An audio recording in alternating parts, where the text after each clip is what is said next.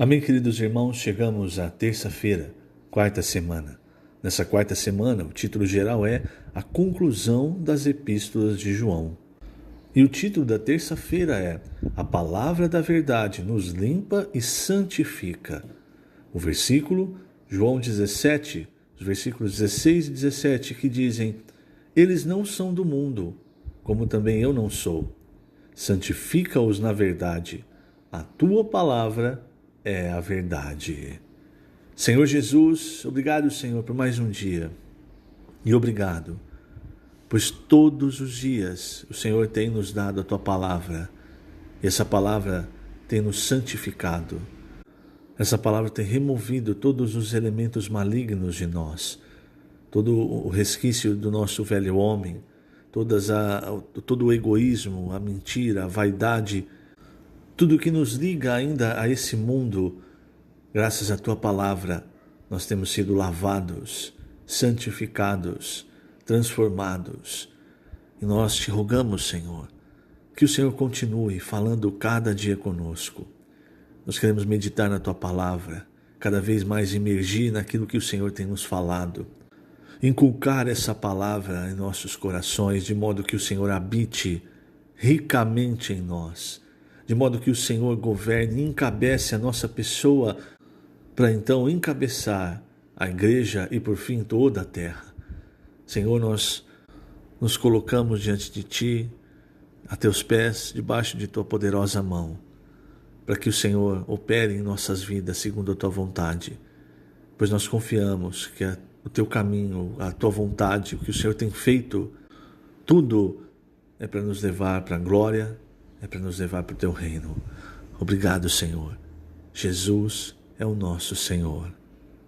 Muito bem, queridos irmãos, como falamos na segunda-feira, nós estamos entrando agora na segunda e terceira epístolas de João. E ontem começamos a ver a segunda epístola, e os dois primeiros versículos dessa epístola dizem o seguinte: o presbítero, a senhora eleita e a seus filhos, a quem eu amo na verdade, e não somente eu, mas também todos os que conhecem a verdade. Por causa da verdade que permanece em nós e conosco estará para sempre. Então ontem nós falamos sobre a função dos presbíteros. Hoje é importante nós entendermos os escritos de João nos levam para a comunhão da vida, através da palavra da vida. E essa palavra é a verdade. Ela permanece em nós. E não só agora, mas ela estará conosco para sempre, porque essa é a palavra de Deus. Então, esse versículo que nós lemos em João 17, o Senhor orando ao Pai, ele diz: eles não são do mundo, como também eu não sou. Então veja, irmãos, nós que fomos regenerados, nós não somos mais desse mundo. Mas há um grande problema. Nós ainda muitas vezes estamos arraigados no mundo por questão de amor às coisas do mundo, práticas, enfim. Então, aos Gálatas, o apóstolo Paulo diz que o Senhor Jesus morreu para nos desarraigar desse mundo perverso. Gálatas 1:4. O apóstolo Pedro, em sua segunda epístola, ele diz, no versículo 4, capítulo 1, pelas quais nos têm sido doadas as suas preciosas e muito grandes promessas, para que por elas vos torneis coparticipantes da natureza divina, livrando-vos da corrupção das paixões que há no mundo. E o próprio João, na sua primeira epístola, ele diz-nos que o mundo é inimigo de Deus, e aquele que ama o mundo não tem em si o amor de Deus. É como se ele nos dissesse: nós precisamos escolher, não dá para servir a dois senhores. Então aqui, irmãos, quando o Senhor Jesus ora, eles não são do mundo, como também eu não sou, santifica-os na verdade. Esse processo de santificação é um processo de separação completa totalmente daquilo que é do mundo, da natureza pecaminosa, das paixões que há no mundo, para ao único ser, a única coisa que é santa nesse universo, que é o próprio Deus.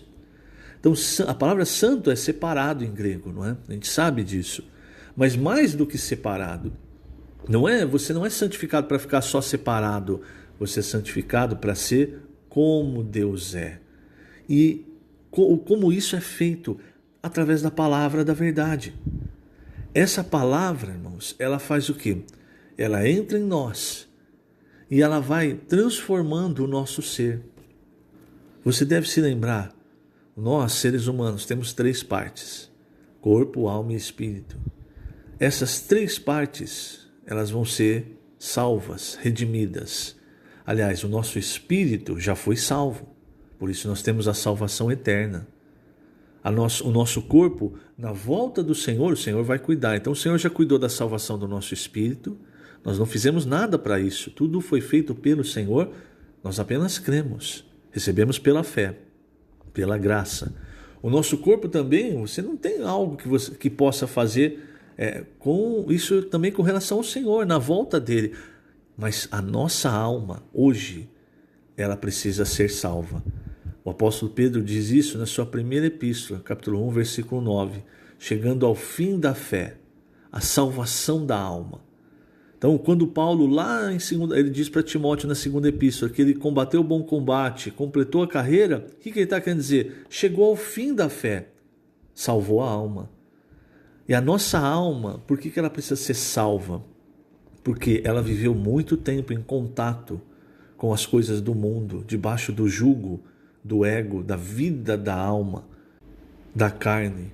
Então é como se a nossa alma tivesse mergulhada num lamaçal. E aí o Senhor nos salvou. Só que Ele não vai nos aceitar sujos.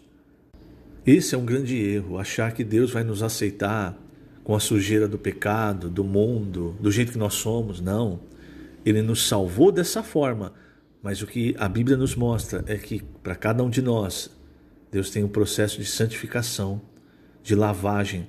Paulo disse aos Efésios que Cristo amou a igreja, se entregou por ela, para santificá-la e purificá-la por meio da lavagem de água pela palavra. Efésios 5, versículos 25 e 26. Agora, para que você receba essa lavagem de água da palavra, você precisa se colocar debaixo do fluir da água.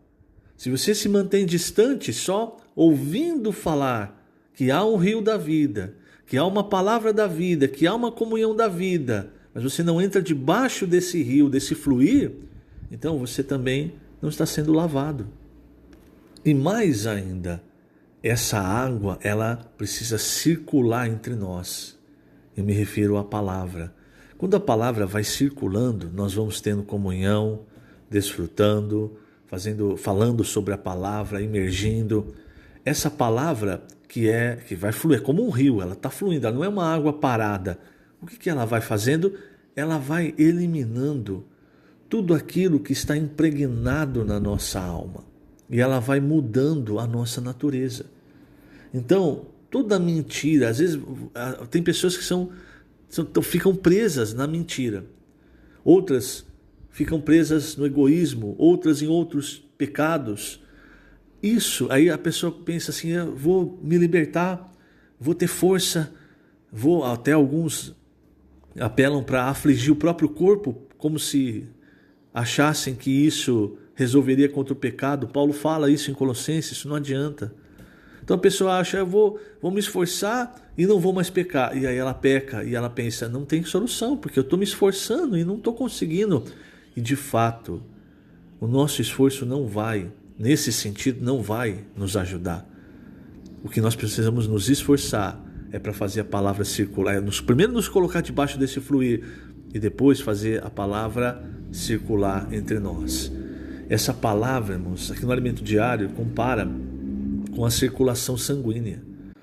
O que você precisa fazer para que o seu sangue circule de maneira correta no corpo? Você não precisa fazer um esforço enorme, você precisa fazer as coisas básicas. Você precisa respirar, você precisa beber água, você precisa se alimentar bem, fazer exercício. São coisas simples, mas que fazem o sangue circular corretamente. E aí o sangue, a circulação, ela vai limpando o nosso organismo, nossos órgãos. Agora, com relação à circulação espiritual, vamos fazer o simples, irmãos. Muitas vezes nós complicamos. Vamos fazer o simples. Quantas coisas simples o Senhor tem nos deixado.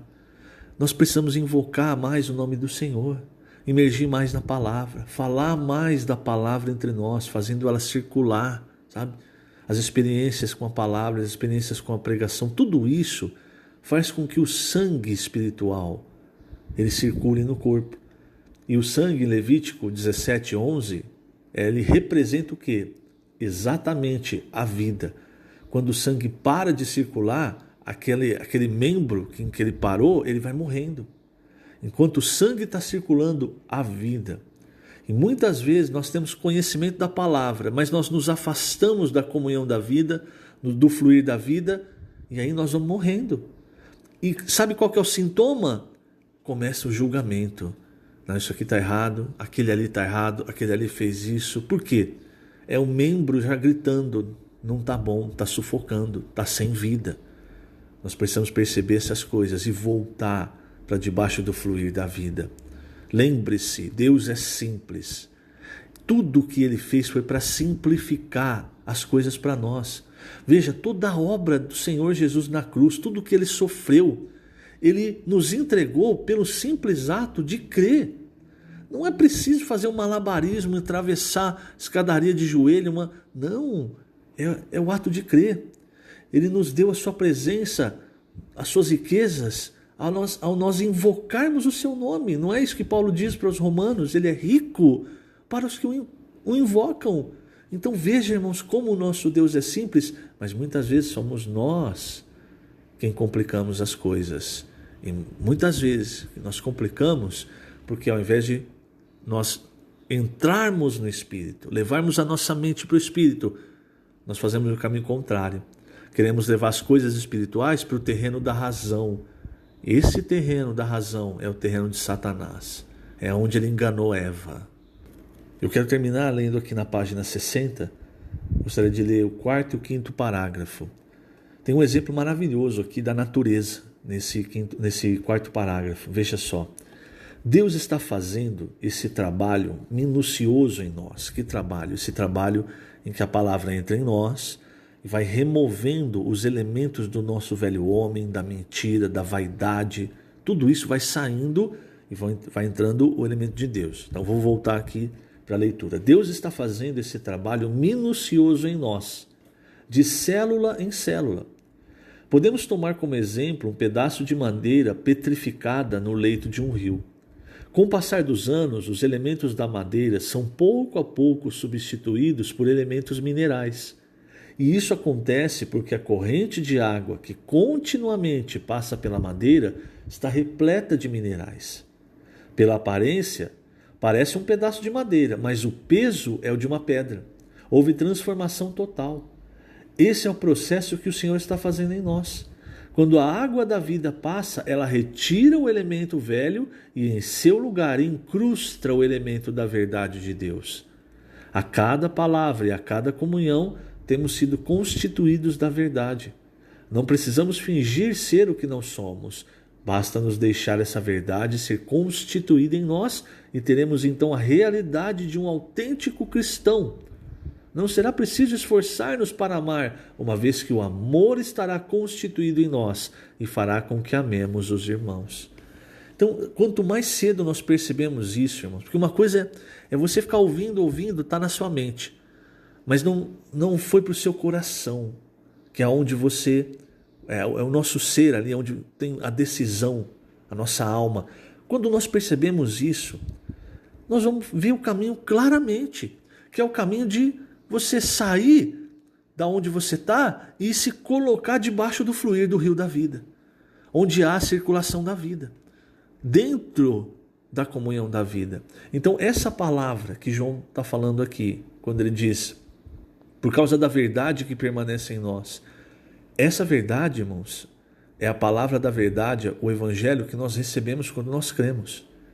E ali entrou uma semente que agora está crescendo até se transformar em Cristo, num Cristo crescido. É o que Paulo fala aos Coríntios, nós estamos sendo transformados de glória em glória através do Espírito, da palavra, na imagem do Senhor Jesus. Em João 17, o Senhor ele mostra também que o caminho para infundir a glória em nós é a palavra. Porque no versículo 8 ele diz: eu lhes tenho transmitido as palavras que me deste e eles as receberam. Quer dizer, nós precisamos receber a palavra, é crer. E aí lá no 22, versículo 22 ele diz: eu lhes tenho transmitido a glória que me tens dado. O que mostra que a glória vem pela palavra. E essa glória, essa palavra vai nos santificando e cada vez mais ela vai nos tornando um. É maravilhosa a riqueza da palavra de Deus.